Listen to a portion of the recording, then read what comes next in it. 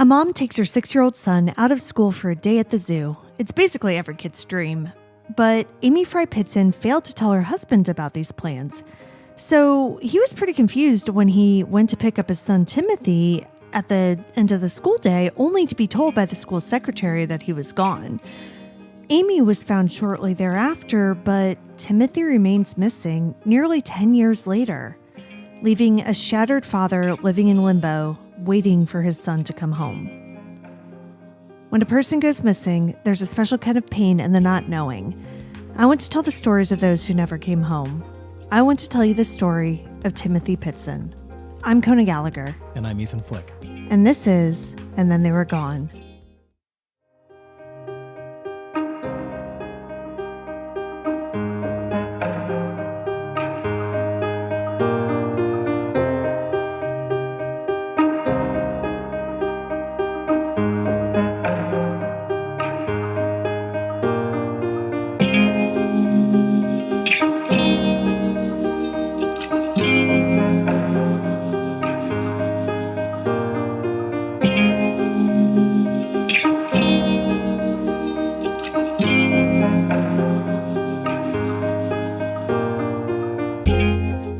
Welcome back, everyone. Welcome back.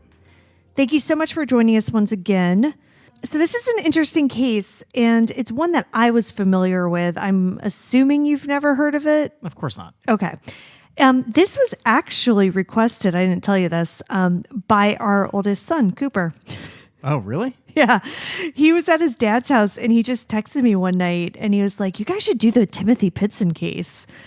And he's only 13, so I had no idea how he even knew about this. But of course, the answer was the same as the answer to everything. Reddit? YouTube. Oh, okay. Yeah. And I was like, yeah, it's a really weird case, right? He's like, yeah, it is. It's so strange. So, it is one that's been around for a while, but it did gain national attention again a few years ago. So we're going to talk about this. As I mentioned in the intro, Timothy has been missing for over 10 years, but his father still, to this day, holds out hope that he's alive out there somewhere. Before we dive in, though, I, of course, want to take a moment and thank those of you who have joined us over on our Patreon page. So thank you, Shay, Kay, and Camille. We really appreciate you. And if you would like to join us, you can do so over at patreon.com/attwgpod. Thank you guys so much. But now let's get into Timothy's story. Timothy James Pitzen was born on October 18th, 2004 to Jim and Amy Pitzen. He was the couple's only child and was considered by both to be somewhat of a miracle baby. Jim was actually a cancer survivor.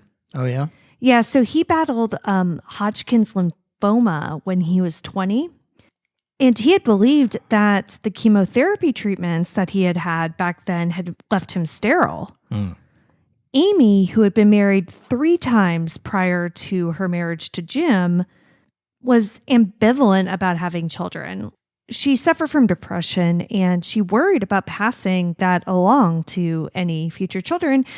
So, that was never really in her plan. But when she became pregnant, the couple both believed that it was a sign, that it was just meant to be. So at this point, they had been dating for around a year or so. The pair had met in 2002 at a party in Iowa. It was actually a going away party for Amy at a job she was leaving. She was moving back to Illinois. Jim was in Iowa on a temporary work assignment, and he was just randomly invited to this party by a friend. But, they hit it off and kind of started talking and it got into a relationship. But because Amy was leaving Iowa and going to Illinois, the beginning of this relationship was long distance. But it was going so well that Jim eventually followed Amy to Illinois, and they settled in Aurora, where Amy's father set them both up with jobs at his commercial real estate company. What movie's set in Aurora? I don't know, probably Isn't that like Wayne's World? Yes. It is Wayne's World. Is, You're right. right? That is Aurora, Illinois. Yep, you're absolutely right. Because it was the Aurora Public Access Channel. Okay, yeah. Yeah. Amy and Jim ended up getting married in a simple park ceremony when Amy was 4 months pregnant with Timothy. Prior to her pregnancy, though, and really throughout her entire life, Amy had battled with depression, as I had mentioned. And this was certainly something that the two had to deal with in the context of their relationship, because it sounds like it was pretty severe. Prior to her meeting Jim, Amy had attempted suicide once that he knew about. She told him that she drove her car onto some train tracks, only deciding to drive off at the last minute. Afterwards, she checked herself into a psych ward for a week-long stay where she was prescribed medication and received counseling. The second time she tried to take her own life was shortly after she and Jim had gotten together while they were still long distance. According to an article in Chicago Magazine, Amy went to a job interview. Now, she did great at this interview and ended up actually getting the job. But, brains work in weird ways sometimes. And even though she did really well, she was driving home from the interview and was just overcome with this feeling of anxiety and hopelessness. She went and drove her car to the edge of an embankment. Eventually, after not hearing from her for a while and kind of freaking out, Jim received a call from a hospital. They said that Amy had taken a handful of sleeping pills and driven down the embankment. She survived, but had suffered a fractured vertebrae and hypothermia. So yes, their relationship certainly had challenges from the very beginning, but they loved each other. And, Jim wasn't the type of person who was going to be scared away by this because, like I said, that second incident happened while they were still long distance, and Jim was committed enough to the relationship that he, not only proceeded, but he picked up and moved to Illinois to be with her. Well, and good on him for that. Yeah. Because that could be a very easy way out for anybody else. Oh, for sure. Yeah. Yeah, but no, he stuck with her. And, to be fair, according to Jim, when Amy was on her medication, she was great, She was just a great person to be around. They were obviously very in love. Yeah. She had been prescribed Ativan for her anxiety and both Lexapro and Wellbutrin for her depression, which, and I'm not a medical expert at all, but I knew that that people are often prescribed one medication for anxiety, one medication for depression. I've never heard of two medications for depression at the same time. The Ativan and an antidepressant makes sense to me, but an Ativan and Lexapro and Wellbutrin all at the same time, that, I did not know that was done. Yeah, I don't know anything about those type of drugs, so I don't know what the interaction would be like. But apparently, again, this is all according to that Chicago Magazine article, which is a fantastic article. And really, it was published around the 10-year anniversary of Timothy's disappearance and really takes a deep dive and interviews Jim and really gives a lot of insight into, their background and relationship. But anyway, that's what they said in the article.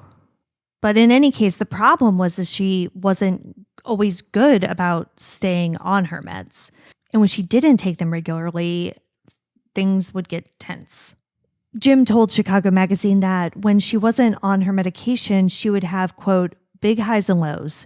She would become real emotional. If I asked whether she was taking her pills, she'd yell at me, "Don't ask me about that," end quote.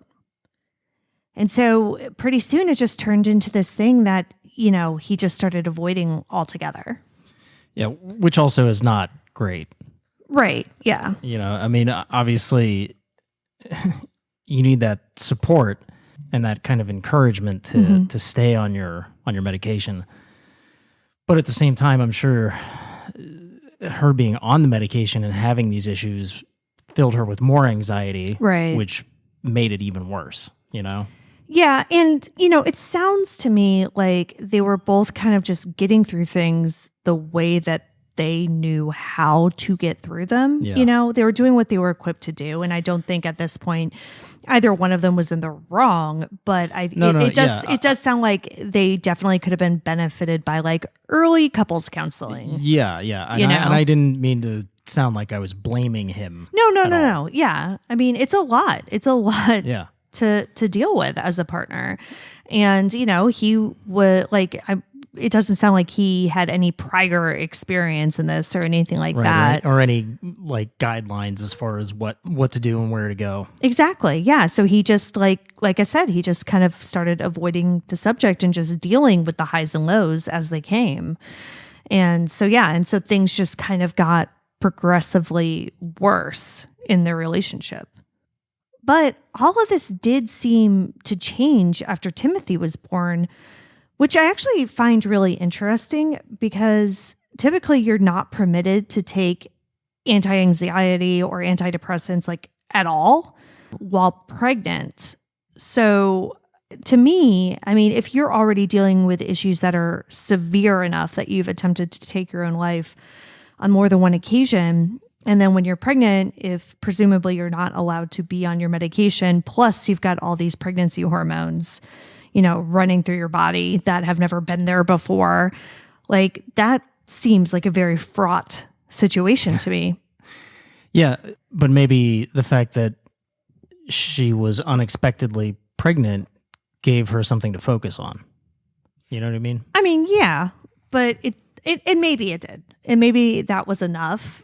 Like it doesn't always work like that, but maybe it did because even now, you know, 10 years over, well, I mean, this is like 16 years later since she was pregnant, you know, Jim doesn't say like, oh yeah, the pregnancy was rough or anything like that. Like he doesn't say anything about the pregnancy itself. And in fact, after Timothy was born, Amy's sister Kara says that it was like her life had finally been fulfilled.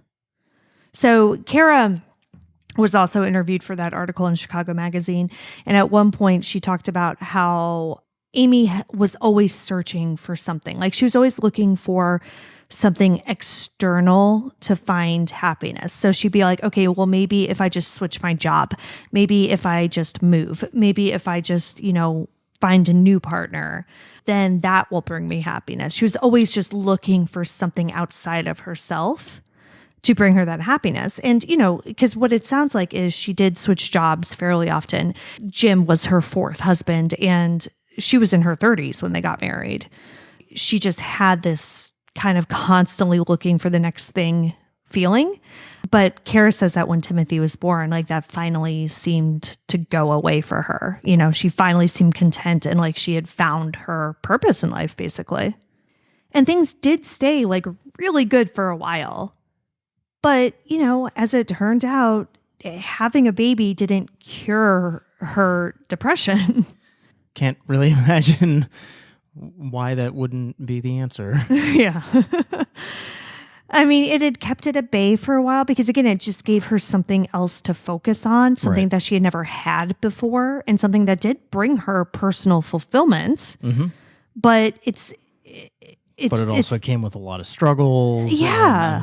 Again, probably added to her anxiety once things start falling into a rhythm. Mm-hmm. And if the baby has issues or whatever that maybe she's blaming herself for. I mean, there's a whole host of, you know, the other side of... Well, yeah, parenthood is not easy, as it turns out. Yeah. But both of the parents doted on their son. Jim played Matchbox cars with him and gave him like a little go-kart when he was 3. Oh, wow. Yeah.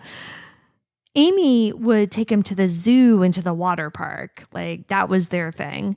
I mean, it really does sound like Tim had a great life, like a great childhood. But in 2010 and early 2011, Amy's depression came back stronger than ever. She also lost her job when her father had to shut down his company. Now, remember when they moved to Aurora, they both started working for her father at his commercial real estate firm. But Jim, by that time, had actually already left and had a new job, which was ended up being really good. So it's not like they were both out of work at the same time. But, you know, again, losing an income, they weren't in the position where that was like a not stressful situation. So, they started to have money problems, which obviously adds to any other stressors in a marriage. According to Jim, at this point, the couple basically started arguing about everything, small things, big things, just whatever it was. But honestly, their marriage had always been fraught. I mentioned that Amy had been married 3 times prior to Jim.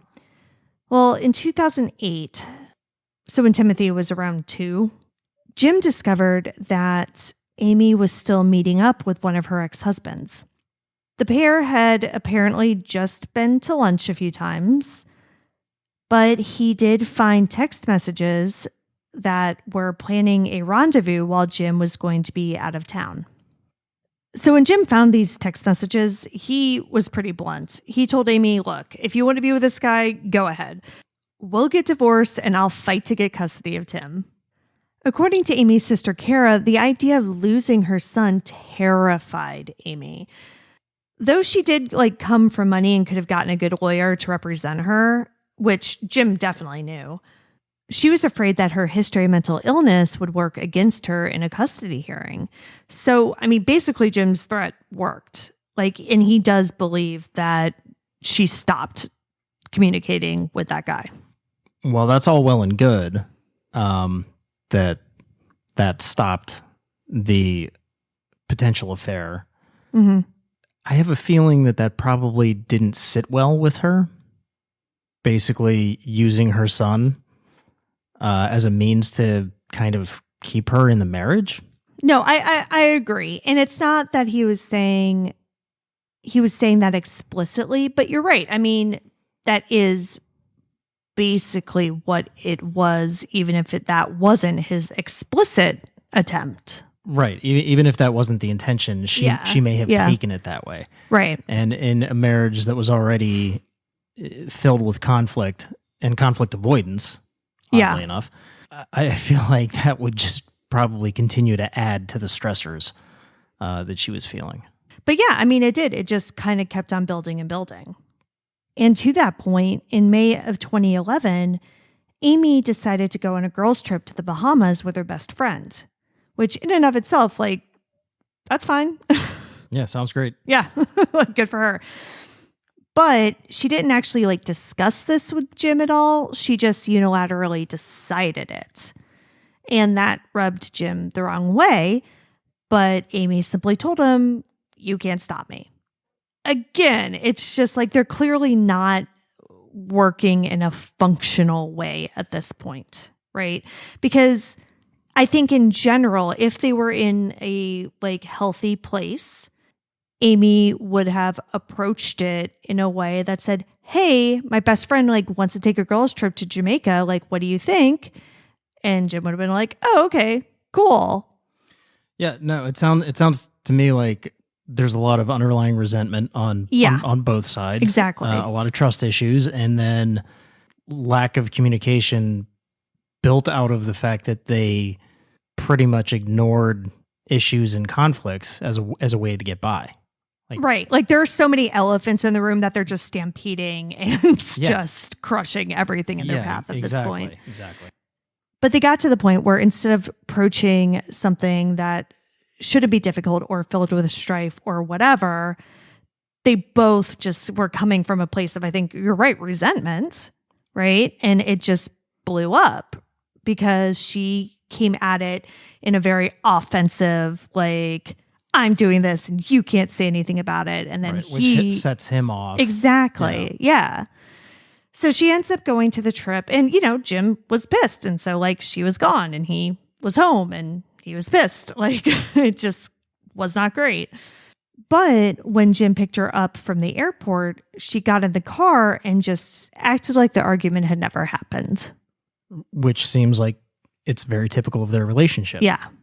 So Jim is like, okay, well, maybe she just needed to get away and spend some time with her friend and, de-stress and unwind. So maybe things will get better now. To a point, he was right. It's not like everything was magically perfect when she got back, but, things were pleasant for a little while. About a week after her return, though, Amy left work early and told Jim she wasn't feeling well. So Jim made arrangements to go into work late the next day so that he could take Tim to school. But interestingly, Amy still planned on going to work that day, which was May 11th of 2011.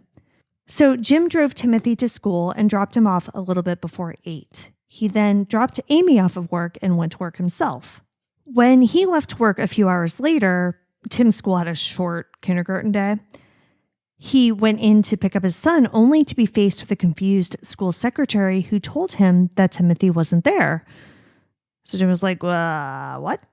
The secretary told him that Timothy had been signed out shortly after he arrived. Jim asked to see who signed him out, and sure enough, it was Amy. You said that he drove Amy to work, though. Yeah, so that confused me too. So it took me a little bit to get to this because it wasn't explicitly stated in what I read. But I did read something else that said that Amy's car had been parked at her work. So what I think happened was that the day before, when she said she wasn't feeling well, Jim actually came to pick her up. Okay. Because apparently I read in a different article that she had said she was suffering from vertigo, and you can't drive when you have vertigo. Right. Okay. So I think what happened is that he came to pick her up because she said she had vertigo. She, I guess, was feeling better, decided to go to work the next day, but her car was there, so he drove her.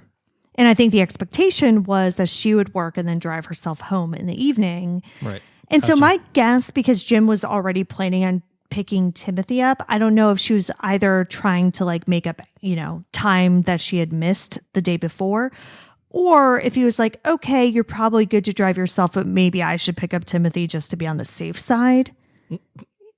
So that only you die in a car accident? It's kind of fucked up. Oh my God, David, you die first for once. Anyway, once Jim finds out that Amy signed Timothy out, he, of course, calls her, but she doesn't answer. So now at this point, though, Jim is more angry than worried. He's thinking, why did you take off with him for the day without telling me? He's just thinking this is basically a repeat of the Bahamas thing, but now with Timothy.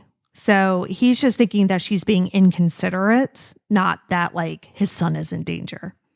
He assumed that she was going to be back that night or, later in the afternoon or whatever. And he was just more angry about the lack of communication than anything else.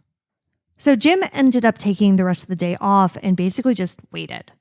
He was thinking that maybe Amy was still mad about the Bahamas fight because it wasn't uncommon for her to just kind of take off for a while to clear her head. But she never did that with Timothy, that's just something she would go off on her own and do. So as the day went on, he continued to call and leave messages. When she still wasn't picking up, he called her sister Kara, but Kara hadn't heard from her either. Again, he didn't want to panic. But while he was home, just kind of waiting to hear from his wife, he started looking around and he saw that her medication was in the cabinet. So he knew that he didn't have it with her, which, that in and of itself is not weird. But he saw that the bottles were full. So it appeared that she possibly hadn't been taking them for a while. So when the evening rolled around and he still couldn't get in touch with her, Jim then did decide to call the Aurora police. Now, this next part makes me insane. Okay. The police came and they told him, just give her more time.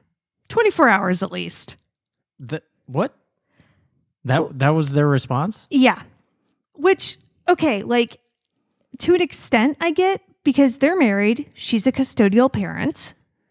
Yeah, but she's also a person that has a history of mental health issues and attempted suicide and is off her medication. Exactly. That's my point. This isn't just they're late coming home. I mean, yes, she has serious diagnosed, documented, mental illness episodes that could potentially put her 6-year-old son in danger. Yeah. I mean, that's critical missing and endangered child. Right. That's what that is.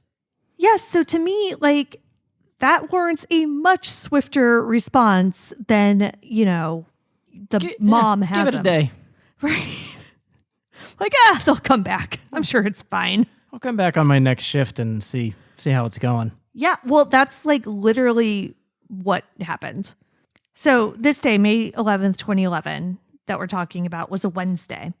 That's when Amy took Timothy, and it was that evening, like around 8 p.m., that Jim initially called the police.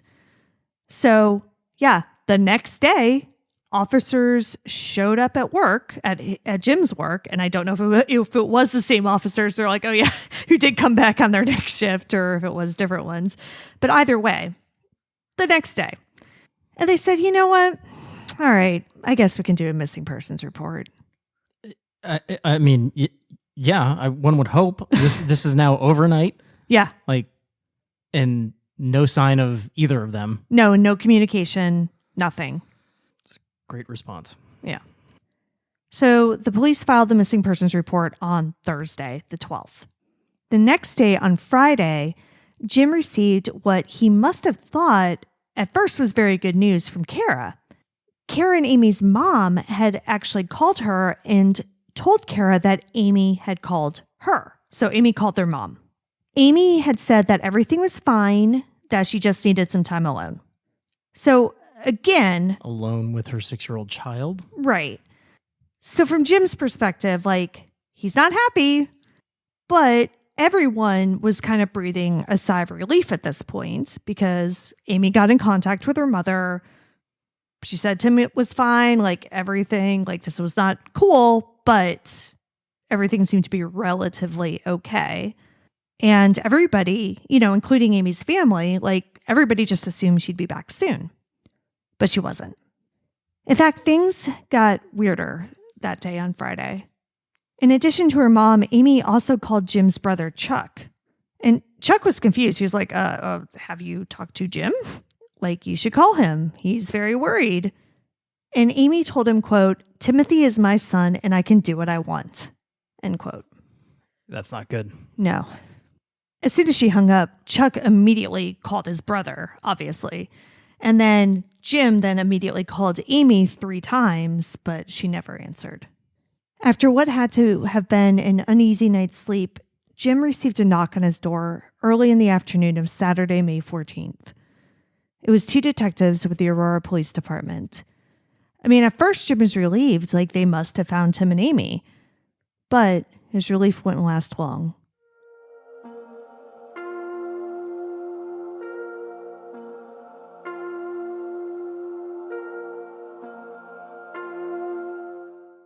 The detectives had terrible news for Jim. Amy had been found dead. She had been found in a motel room in Rockford, Illinois, which is about 70 miles from where they lived in Aurora.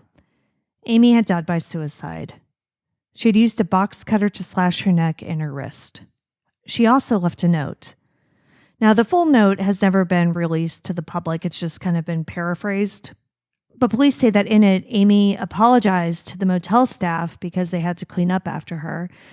And she also said that Timothy was safe and that he was with someone who would love and take care of him, but that he would never be found.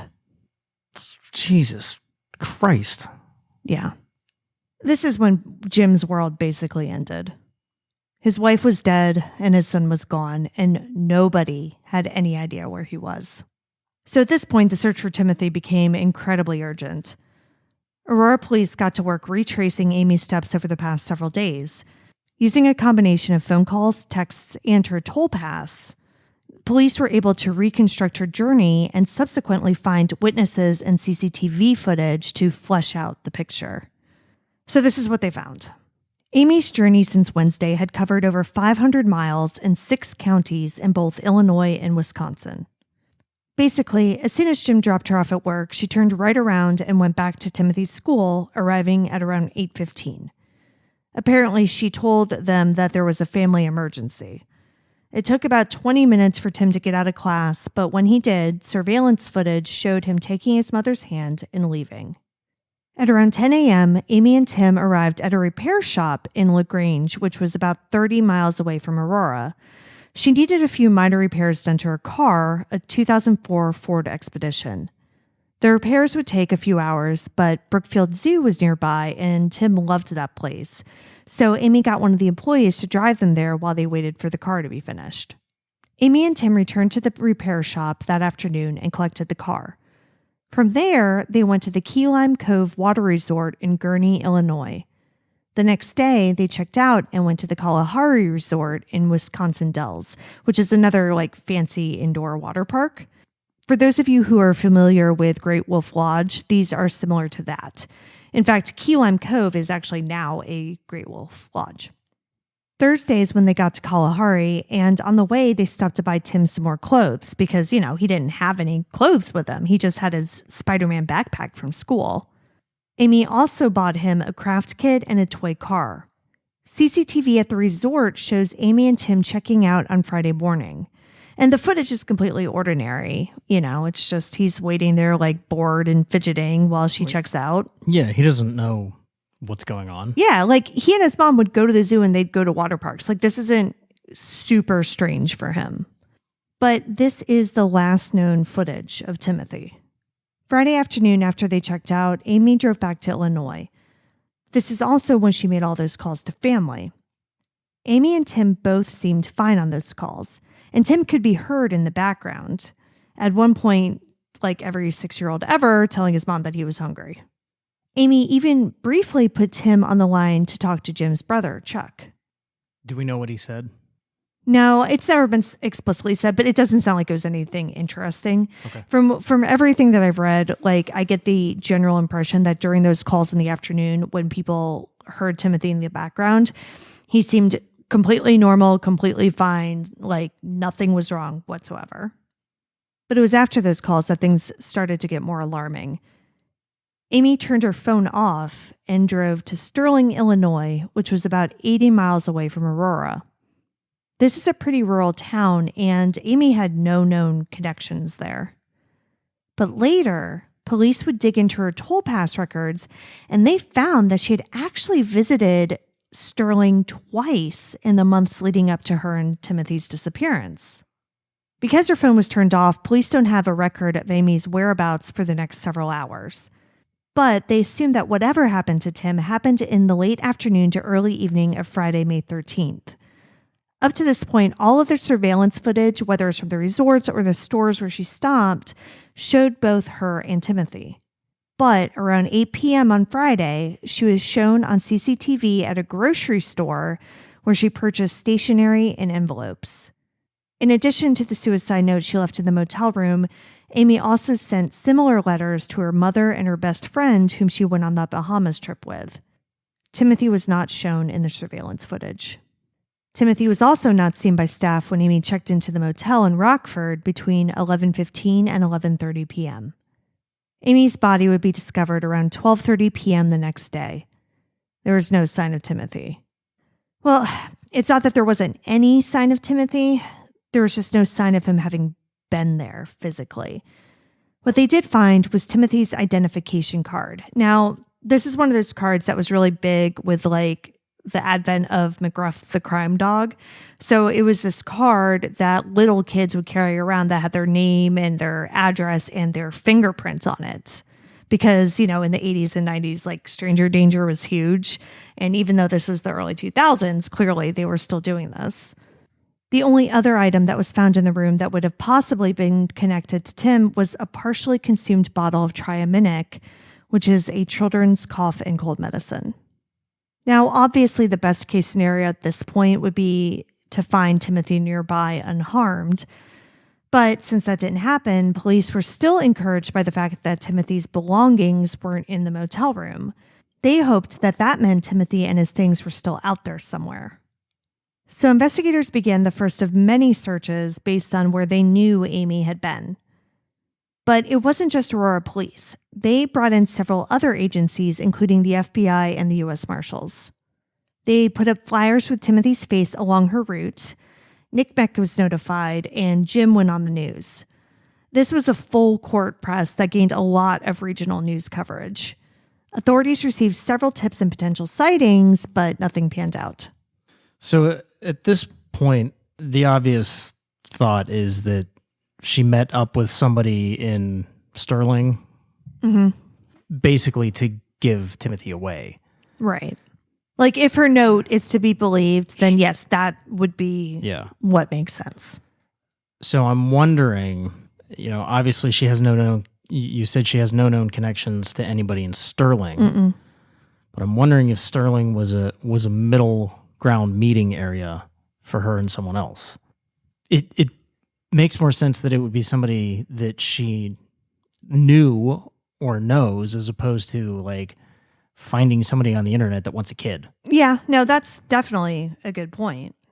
So the investigation continued, and police were looking for everything. Evidence that Timothy was dead, evidence that Timothy was alive. When they impounded and searched Amy's vehicle, they did find what they called a significant amount of blood in the back seat. Testing later confirmed that it was, in fact, Timothy's blood. But Jim and the family actually said that Timothy had had a severe nosebleed before he went missing, and the blood was actually from that.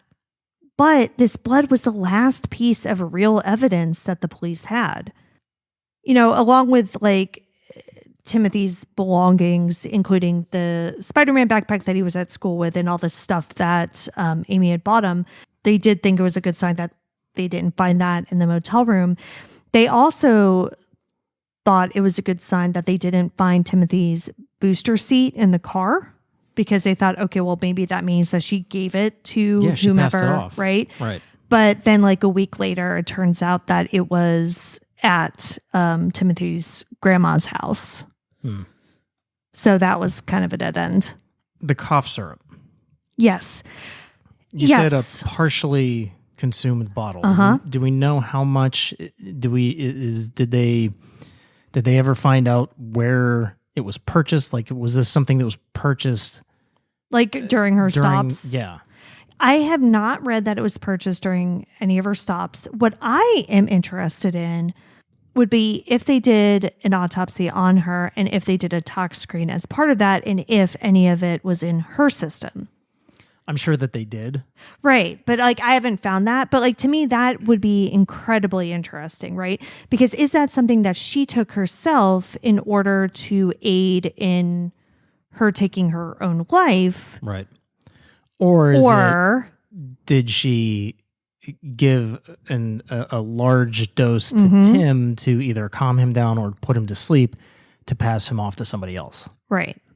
So yeah, to me, whether or not she had that in her system, it would be a very interesting thing to know. And unfortunately, they're not going to release that. Well, yeah, I mean, yeah, but that's one of those things that's kind of been bugging me.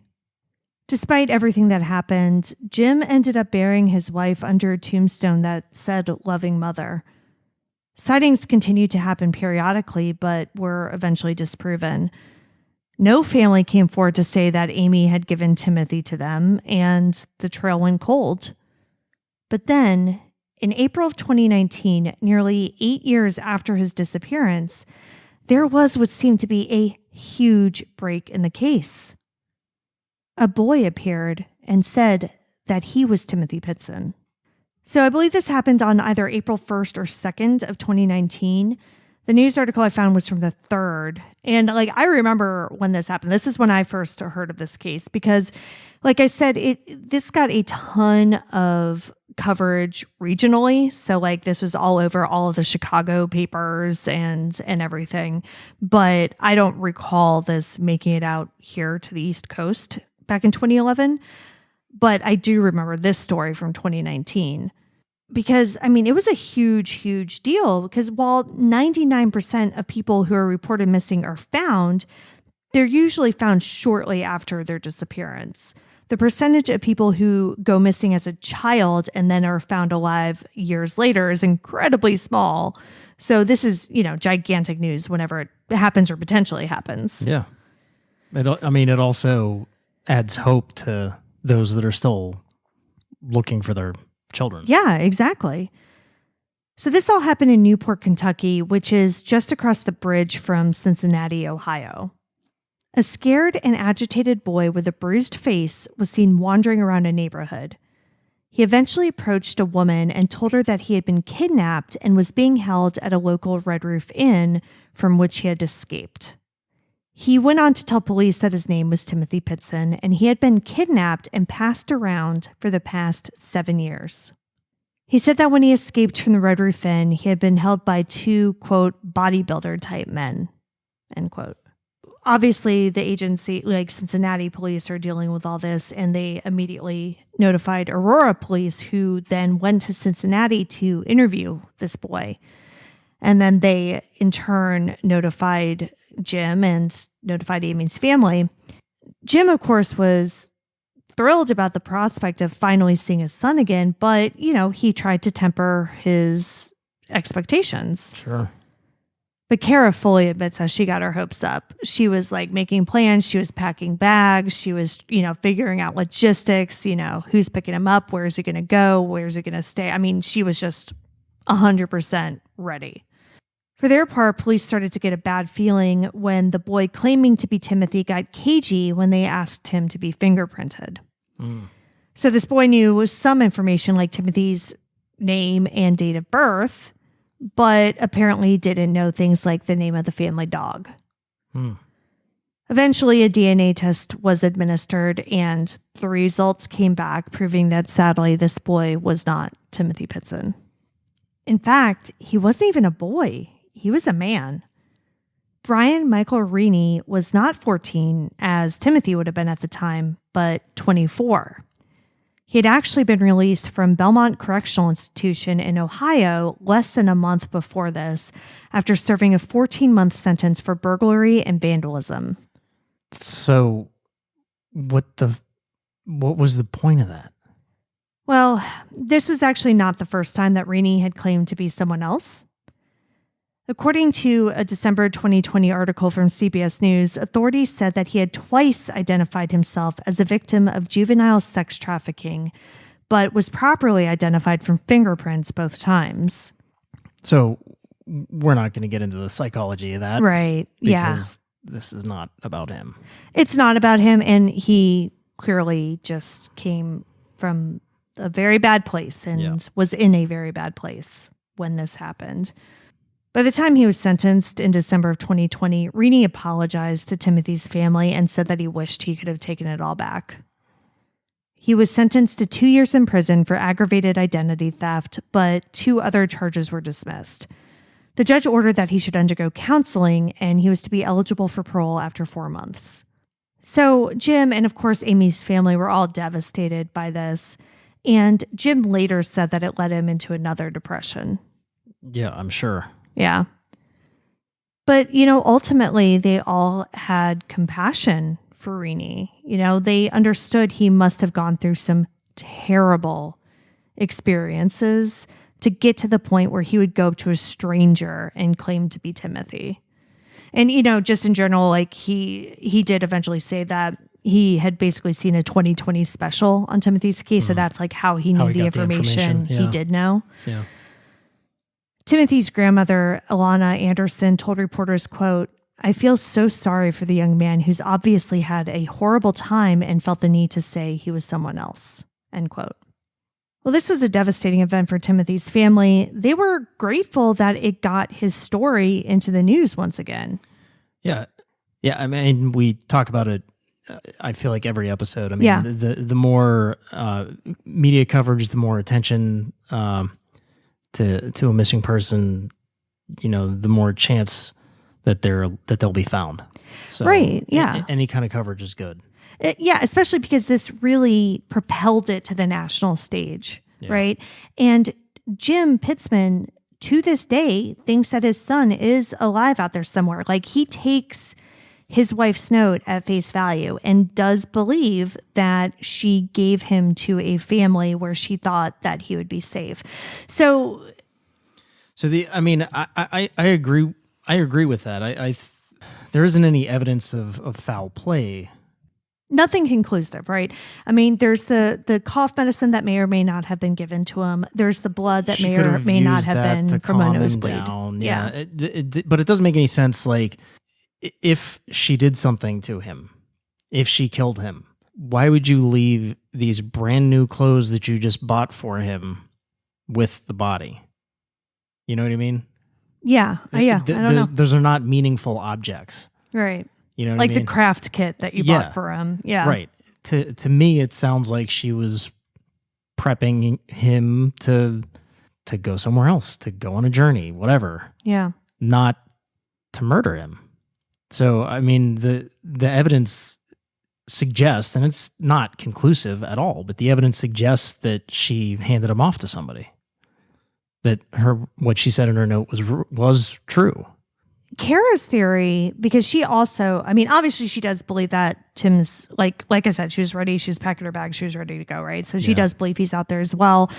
And her theory about what was kind of going through Amy's head at the time was Amy had already decided she was going to end her life. And she said as much in her letters to her family. So I mentioned she left the suicide note at the motel and that she sent the other letters, and all of the letters said basically the same thing.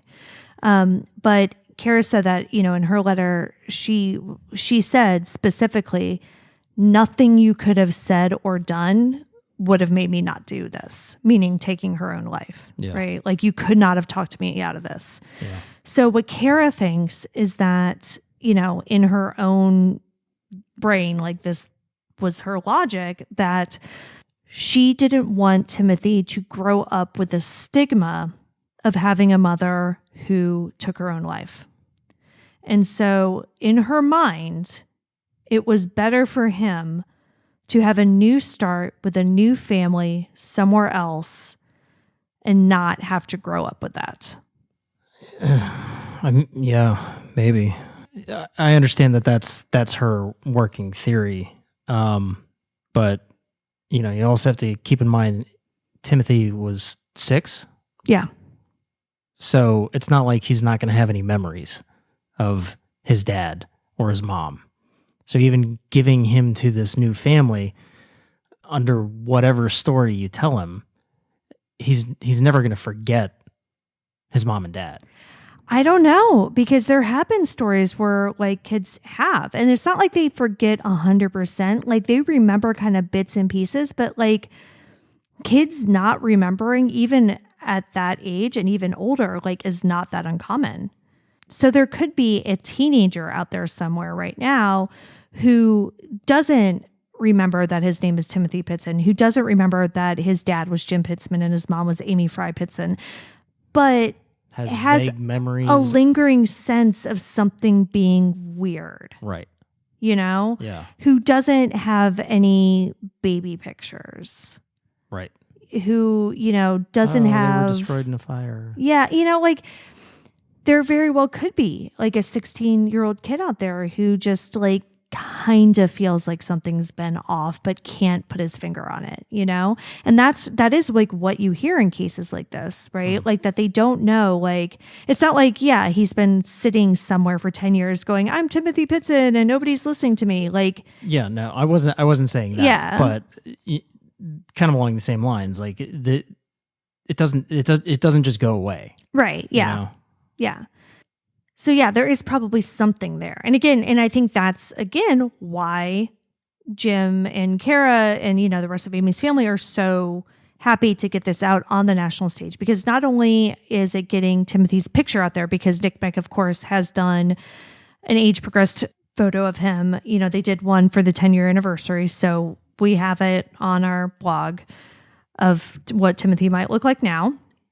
But a 16-year-old kid will be on the internet and maybe he'll come across something. And we have seen that in other cases. Like The Fall Line is a great investigative journalism podcast, and they did a series on babies that were kidnapped from Atlanta's Grady Hospital. And so they were infants and they obviously didn't remember anything because they were like 2 days old. Yeah.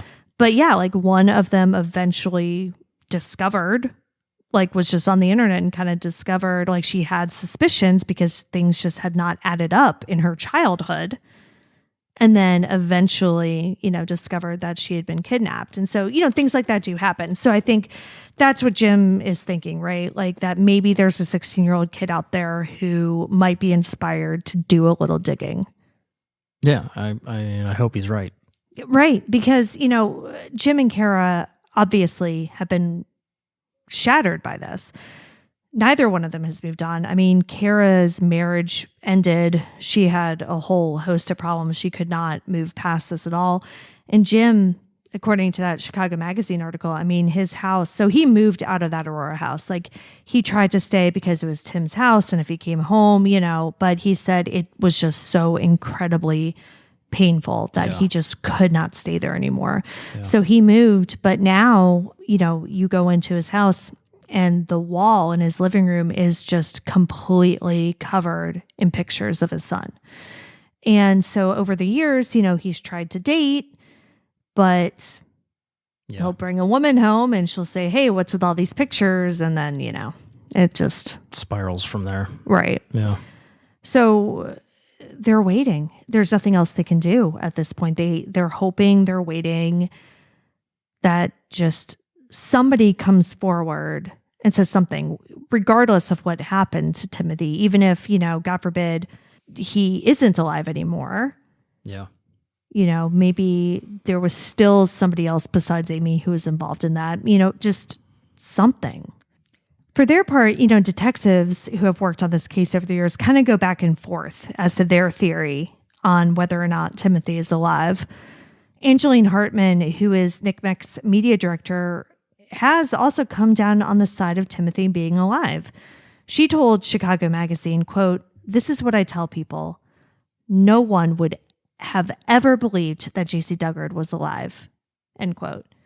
Now, for those of you who don't know, J.C. Dugard was a girl who was kidnapped when she was 11 and found 18 years later, after being held captive by a couple who had changed her identity. Authorities say that in cases like this, there's always someone out there who knows exactly what happened to the missing person. It's been 10 years. Let's hope that it won't be much longer before someone finds it in their heart to say something.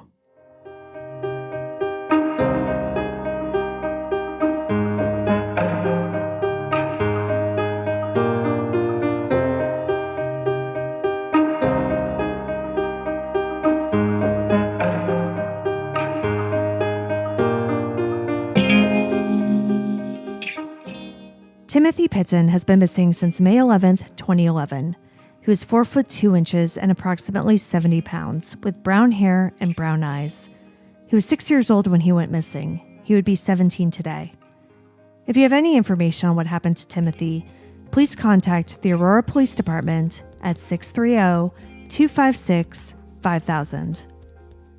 You can see all the sources for this episode, along with photos and videos at our website, andthentheywere.gone.com. And be sure to follow us on social, And Then They Were Gone Pod on Facebook and at ATTWG Pod on Instagram, TikTok, and Twitter. If you like what we're doing, please subscribe and consider leaving a 5-star review on Apple Podcasts.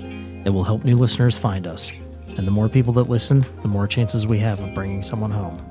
We'll see you here next week for a brand new episode. See you next week. And Then They Were Gone is hosted by Kona Gallagher and Ethan Flick. All research, writing, and editing is done by Kona Gallagher. Theme music is The Stork by Ketsa. Additional music is provided by Kai Engel. And Then They Were Gone is a Little Monster production. Hey, you get